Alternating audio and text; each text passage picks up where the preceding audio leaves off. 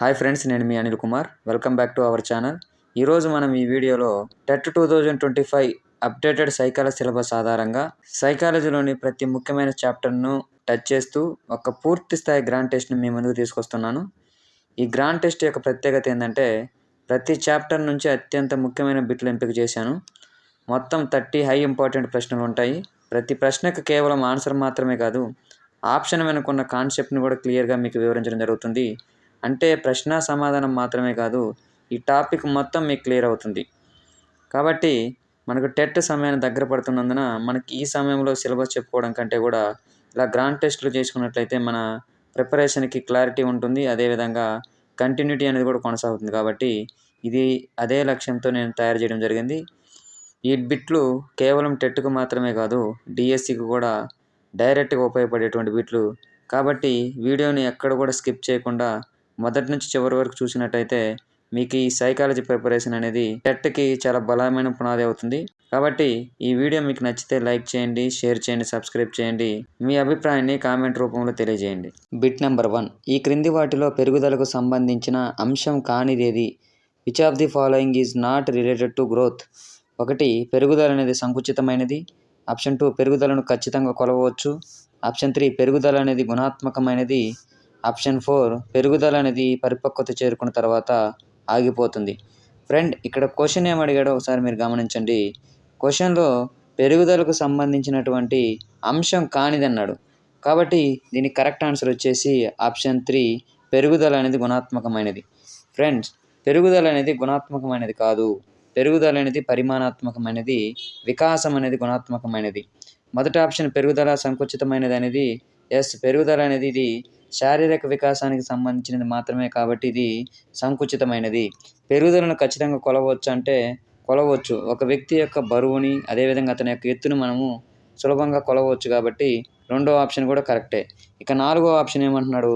పెరుగుదల పరిపక్వతకు చేరుకున్న తర్వాత ఆగిపోతుంది అంటున్నాడు. అంటే ఒక వ్యక్తి యొక్క పెరుగుదల అనేది జీవితాంతం కొనసాగదు, అది పరిపక్వత చెందగానే ఆగిపోవడం అనేది జరుగుతుంది. కానీ వికాసం అనేది జీవితాంతం అనేది కొనసాగడం జరుగుతుంది.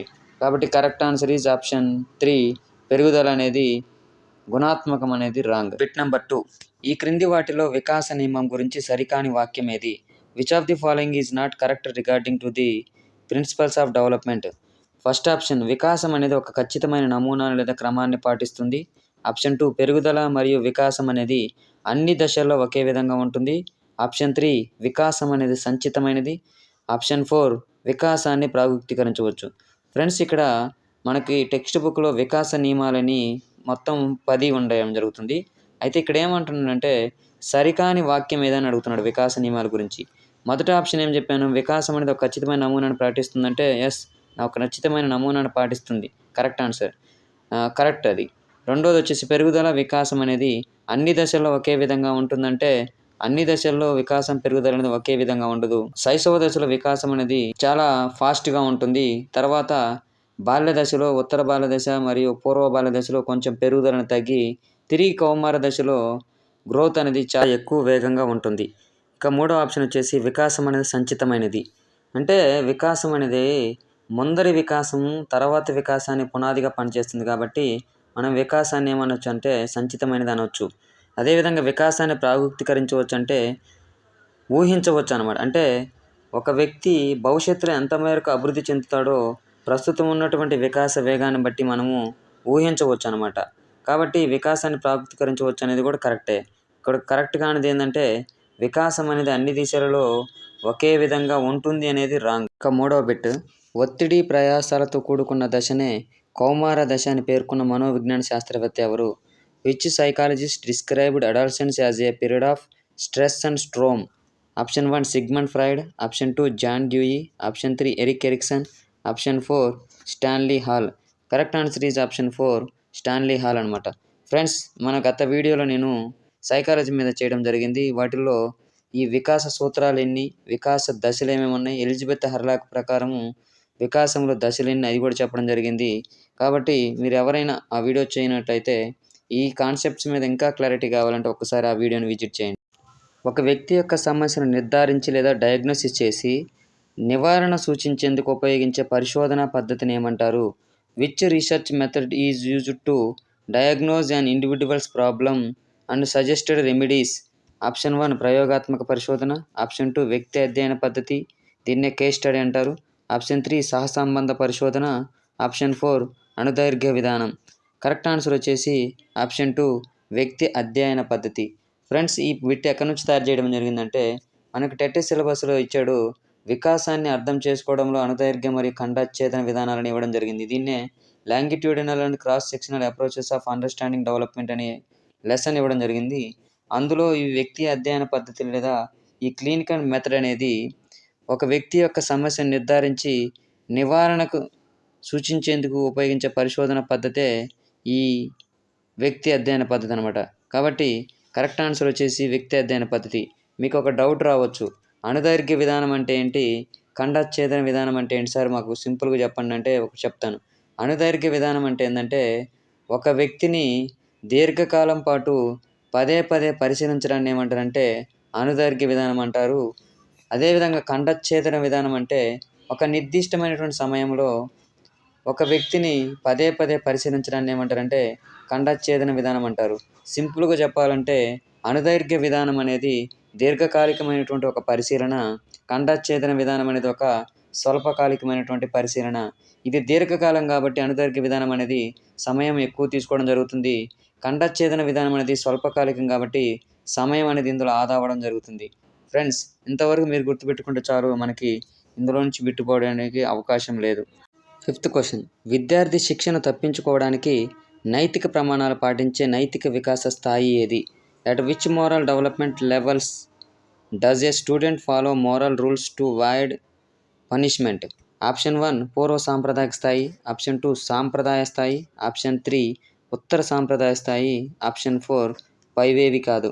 ఇది ఎక్కడి నుంచి అడిగిన బిట్ అంటే ఇది నైతిక వికాస సిద్ధాంతం. దీన్ని ప్రతిపాదించిన శాస్త్రవేత్త ఎవరు? కోల్బర్గ్. ఈయన ఏ దేశానికి చెందిన శాస్త్రవేత్త అంటే అమెరికా దేశానికి చెందినటువంటి మనస్తత్వ శాస్త్రవేత్త అనమాట. అయితే ఈయన మొత్తం 3 స్థాయిల గురించి చెప్పడం జరిగింది. ఒకటి పూర్వ సాంప్రదాయ స్థాయి, రెండోది సాంప్రదాయ స్థాయి, మూడవదిగా ఉత్తర సాంప్రదాయ స్థాయి. ప్రతి స్థాయిలో కూడా 2 దశలు ఉండడం జరుగుతుంది. ఇక్కడ మొదటి దశ ఏమంటున్నారంటే పూర్వ సాంప్రదాయ స్థాయి. క్వశ్చన్ ఏంటి, విద్యార్థి శిక్షను తప్పించుకోవడానికి నైతిక ప్రమాణాలను పాటించే నైతిక వికాస స్థాయి ఏదంటే పూర్వ సాంప్రదాయ స్థాయి. ఇందులో 2 దశలు ఉండడం జరుగుతుందని చెప్పాను కదా. మొదటి దశలో ఏంటంటే శిక్ష నుంచి తప్పించుకోవడానికి నైతిక ప్రమాణాలు పాటిస్తాడు.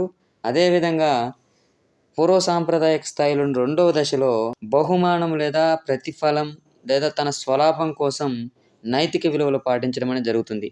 ఒకవేళ వాడు క్వశ్చన్ కానీ మొదటి దశ రెండవ దశ అని అడిగినప్పుడు శిక్షను తప్పించుకోవడం కాబట్టి మొదటి దశ అని పెట్టాలి.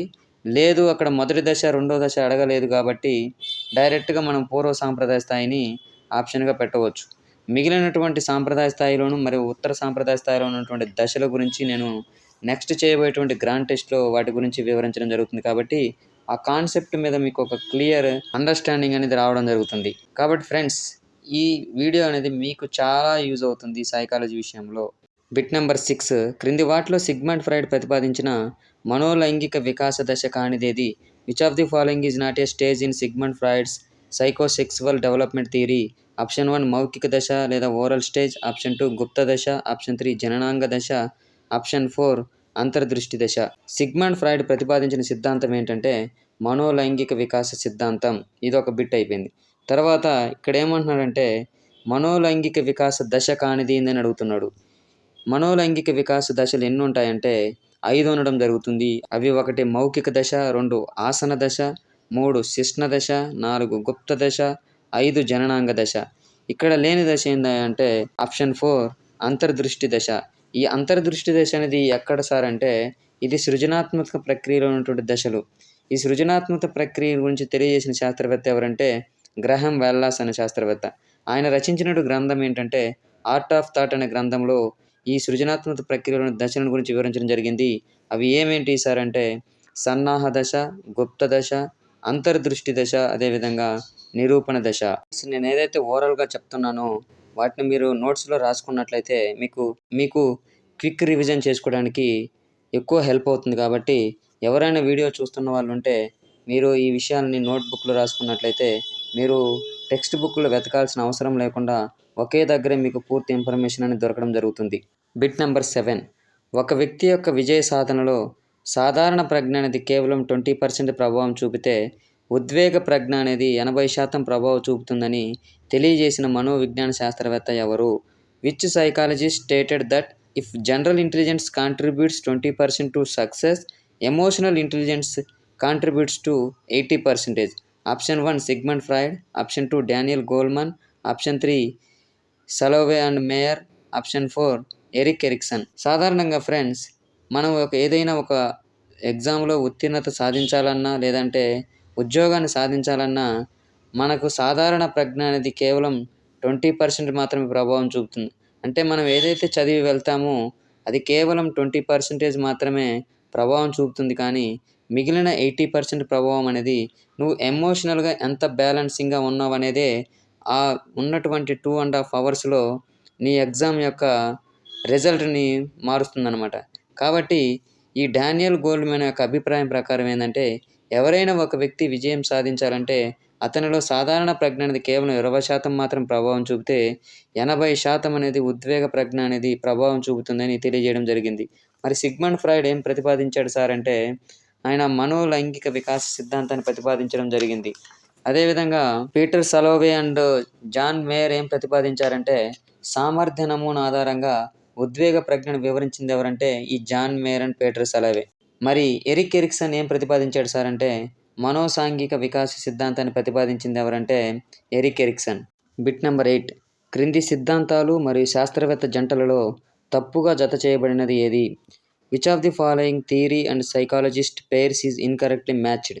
ఆప్షన్ 1 సంజ్ఞానాత్మక వికాస సిద్ధాంతం జీన్ పియాజే, ఆప్షన్ 2 మనోసాంఘిక వికాస సిద్ధాంతం ఎరిక్ ఎరిక్సన్, ఆప్షన్ 3 మనోవిశ్లేషణ సిద్ధాంతం లేదా మనోలైంగిక వికాస సిద్ధాంతం లారెన్స్ కోల్బర్గ్, ఆప్షన్ 4 ఉద్వేగ వికాస సిద్ధాంతం డానియల్ గోల్మన్. కరెక్ట్ ఆన్సర్ వచ్చేసి ఆప్షన్ 3 మనోవిశ్లేషణ సిద్ధాంతం లేదా మనోలైంగిక వికాస సిద్ధాంతం. దీన్ని ప్రతిపాదించింది ఎవరంటే సిగ్మండ్ ఫ్రాయిడ్. మరి లారెన్స్ కోల్బర్గ్ ఏం ప్రతిపాదించాడు సార్ అంటే, లారెన్స్ కోల్బర్గ్ అనే శాస్త్రవేత్త నైతిక వికాస సిద్ధాంతాన్ని ప్రతిపాదించడం జరిగింది. కాబట్టి ఇందులో తప్పుగా జతపరచబడినది ఏదంటే మనోవిశ్లేషణ సిద్ధాంతం లారెన్స్ కోల్బర్గ్ అనేది రాంగ్, మిగతా 3 కరెక్ట్. కాబట్టి ఇది చాలా చాలా ఇంపార్టెంట్ ఫ్రెండ్స్. ఇందులో నుంచి బిట్ కంపల్సరీగా వచ్చే అవకాశం ఉంది. కాబట్టి మీరు జాగ్రత్తగా వీటిని నేర్చుకోండి. చెప్పిన ప్రతి బిట్ కూడా చాలా ఇంపార్టెంట్ బిట్లు నేను తయారు చేయడం జరిగింది. ఇలానే ఈ సైకాలజీకి సంబంధించి 3 గ్రాండ్ టెస్టులు నేను మీకు అందిస్తాను. అవి చదువుకొని పోతే మీకు చాలా ఉపయోగపడతాయి. నైతిక మరియు సామాజిక విలువలను పట్టించుకోకుండా తన తృప్తి అవసరాలు తీర్చుకోవడం కోసం స్వార్థపరమైనటువంటి భావనలను కలిగి ఉండే మూర్తిమత్వ నిర్మితిలోని దశ ఏది? Which part of personality holds selfish desire to satisfy its own needs without considering moral and social values? Option 1 అచిత్తు లేదా ఇడ్, ఆప్షన్ 2 అహం లేదా ఈగో, ఆప్షన్ 3 అద్యహం లేదా సూపర్ ఈగో, ఆప్షన్ 4 పైవన్నీ. కరెక్ట్ ఆన్సర్ ఈజ్ ఆప్షన్ 1 అచిత్తు లేదా ఇడ్. ఈ అచిత్తు లేదా ఇడ్ అనేది ఒక మనిషి యొక్క సహజ ప్రవృత్తి, తృప్తి అవసరాలను తీర్చుకోవడం కోసం మరియు స్వార్థపరమైనటువంటి భావనలు కలిగి ఉంటుంది. కాబట్టి మనసులో మెదిలే భావనలను వెంటనే తీర్చుకోవడానికి ప్రయత్నిస్తుంది. కాబట్టి ఇది ఆనందం అనే సూత్రంపై ఆధారపడి ఉంటుంది. మరి అహం అంటే ఏంటి సార్ అంటే, అహం అనేది వాస్తవికతతో వ్యవహరించేటువంటి ఒక వ్యక్తిత్వ భాగం. అహం అనేది వాస్తవాలను గ్రహించి నిర్ణయాలు తీసుకోవడంలో సహాయపడుతుంది. కాబట్టి అహం అనేది వాస్తవిక సూత్రంపై ఆధారపడి పనిచేస్తుంది. మరి అద్యహం లేదా సూపర్ ఈగో అంటే ఏంటి సార్ అంటే, ఇది పూర్తిగా నైతిక మరియు సామాజిక విలువలు ఆదర్శాలతో నిండి ఉంటుంది. కాబట్టి ఇది అచిత్తును లేదా ఇడ్డును వ్యతిరేకిస్తుంది. అర్థమైందా ఫ్రెండ్స్? అచిత్తం అంటే ఏంటి, అహం అంటే ఏంటి, అద్యహం అంటే ఏంటి? ఇప్పుడు అక్కడ ఏమన్నాడు క్వశ్చను, నైతిక మరియు సామాజిక విలువలు పట్టించుకోకుండా తన స్వార్థం కోసం కలిగి ఉండేది ఏంటంటే అచిత్తు, దీనికి వ్యతిరేకించేది ఏంటంటే అద్యహం. నెంబర్ 10.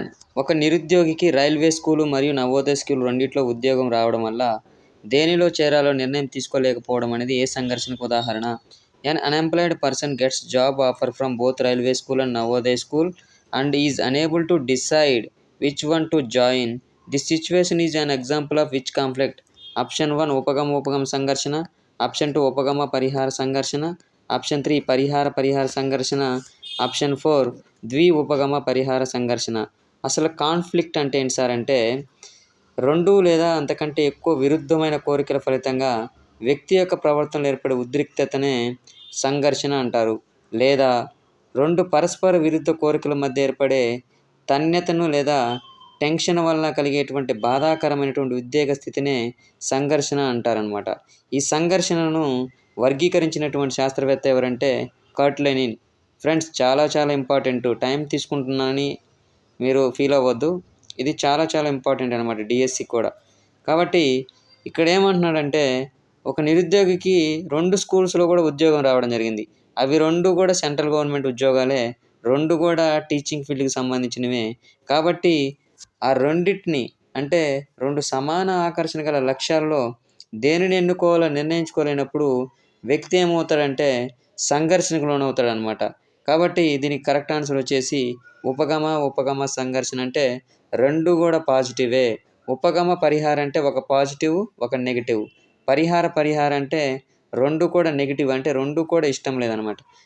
ఉపగమ పరిహారం ఏంటంటే మల్టిపుల్ ఆఫర్స్ మనకు వచ్చినప్పుడు వాటిల్లో ఏది మంచిదో ఏది చెడో తెలుసుకోలేనటువంటి పరిస్థితుల్లో సంఘర్షణకు లోను కావడాన్ని ఏమంటారంటే ఉపగమ పరిహార సంఘర్షణ అంటారు. ప్రపంచ ఆరోగ్య సంస్థ దీన్నే వరల్డ్ హెల్త్ ఆర్గనైజేషన్ అంటారు. ఇది కౌమార దశను క్రింది ఏ వయసు మధ్యకాలంగా నిర్వర్తించింది. According to WHO, adolescence is defined as a which age range? Option 1 12 to 21 years, option 2 13 to 14 years నుంచి ప్రారంభమై 18 years వరకు ఉంటుంది, option 3 10 to 19 years, option 4 15 to 25 years. Correct answer is option 3 10 to 19 years as per WHO. కానీ Elizabeth Hurlock ప్రకారం ఈ కౌమార దశ అనేది 13 లేదా 14 సంవత్సరాల కాలంలో ప్రారంభమై 18 సంవత్సరాల వరకు ఉండడం జరుగుతుంది. నెక్స్ట్ బిట్ ఏంటంటే పరీక్షలో ఫెయిల్ అవుతానని భయపడే వ్యక్తి పరీక్షా పేపర్ తనకు దొరికినట్లు మరియు ప్రథమ శ్రేణిలో ఉత్తీర్ణుడైనట్టు కలగనడం దేనికి ఉదాహరణ? A student who fears failing imagines getting the exam paper beforehand and passing with first class. This is an example of which defence mechanism?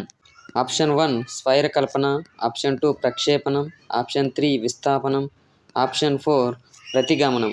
ఏంటి సార్ ఇవన్నీ అంటే వీటన్నిటిని ఏమంటారంటే సర్దుబాటు తంత్రాలు లేదా రక్షక తంత్రాలు అనడం జరుగుతుంది.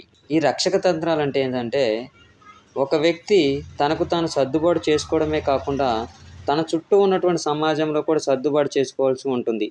అలా సరైన విధంగా సర్దుబాటు చేసుకునేటప్పుడు ఆ వ్యక్తి ఏంటంటే కుంటనానికి లేదా విషమయోజనానికి లోనయ్యే ప్రమాదం ఉంది. కాబట్టి ఆ వ్యక్తి తన అవసరాలను సంతృప్తి పరచుకోవడంలో లేదా కుంటనాలు లేదా సంఘర్షణల నుంచి బయటపడడానికి తెలిసో తెలియకో అనేక పద్ధతులను అవలంబిస్తారనమాట. వాటిల్లో చెప్పుకోదగినటువంటివే ఈ రక్షక తంత్రాలు లేదా డిఫెన్స్ మెకానిజమ్స్ అనేటువంటివి. వీటి మీద పరిశోధనలు చేసినటువంటి శాస్త్రవేత్త ఎవరంటే సిగ్మండ్ ఫ్రాయిడ్. కాబట్టి ఇక్కడ ఏమంటున్నాడు, పరీక్షలో ఫెయిల్ అవుతానని భయపడే వ్యక్తి తనకు పరీక్ష పేపర్ దొరికినట్లు అదేవిధంగా ప్రథమ శ్రేణిలో ఉత్తీర్ణుడు కలగనడం అనేది దేనికి ఉదాహరణ అంటే స్వైర కల్పనకు ఉదాహరణ చెప్పవచ్చు. దీనినే పగటి కలలు కనడం అని చెప్పవచ్చు. రెండోది ఏమంటున్నాడు, ప్రక్షేపణం అంటున్నాడు. మీకు ఎప్పుడైనా గుర్తుపెట్టుకోండి, ఈ రక్షక తంత్రాల గురించి వచ్చినప్పుడు మీరు ఇంగ్లీష్లో ఉన్న వర్డ్ని గుర్తుపెట్టుకున్నట్లయితే మనకు సింపుల్గా అర్థమవుతుంది అనమాట. ఈ ప్రక్షేపణను ఏమంటున్నాడు, ప్రొజెక్ట్ చేయడం అంటే ఇతరుల మీద నెట్టివేయడం అనమాట. వ్యక్తి తనలో ఉన్నటువంటి ప్రేరకాలను లేదా లోపాలను ఇతరులకు ఆపాదించడాన్ని ఏమంటారంటే ప్రక్షేపణం అంటారు. ఒక వ్యక్తికి లంచం తీసుకోవాలని ఉంది, కానీ ఆ లంచం తీసుకుంటే తనని అందరూ లంచగొండని హేళన చేస్తారనే ఉద్దేశంతో మా పై అధికారికి లంచం ఇస్తే కానీ పని చేయడని చెప్పి ఇతను లంచం తీసుకోవడం జరుగుతుంది. అంటే ఇతను చేసేటువంటి తప్పును అవతలోడి మీద ప్రొజెక్ట్ చేయడం లేదా నెట్టివేయడాన్ని ఏమంటారంటే ప్రక్షేపణం అంటారు. ఇక్కడ డిస్ప్లేస్మెంట్ లేదా విస్థాపనం అంటే ఏంటంటే ఇంటిలో గొడవ పడినటువంటి ఉపాధ్యాయుడు ఆమెను ఏమీ అనలేక ఆ కోపాన్ని విద్యార్థులపై చూపడాన్ని ఏమంటారంటే విస్థాపనం లేదా డిస్ప్లేస్మెంట్. అంటే డిస్ప్లేస్మెంట్ అక్కడ ప్లేస్ అనేది చేంజ్ అవ్వడం జరిగింది. ఇక్కడ మనం అలా గుర్తుపెట్టుకుంటేనే ఇది ఎక్కువ గుర్తుంటుంది. ఎందుకంటే 4-5 ఉదాహరణలు వాడు ఎగ్జామ్లో ఇచ్చినప్పుడు మన మైండ్లో ఈ రక్షక తంత్రాలు అన్నీ కదిలాడుతుంటాయి. కాబట్టి అలాంటి టైంలో మనము డిస్టర్బెన్స్ కాకుండా ఉండాలి అంటే ఈ ఇంగ్లీష్ వర్డ్ని గుర్తుపెట్టుకోవాలి.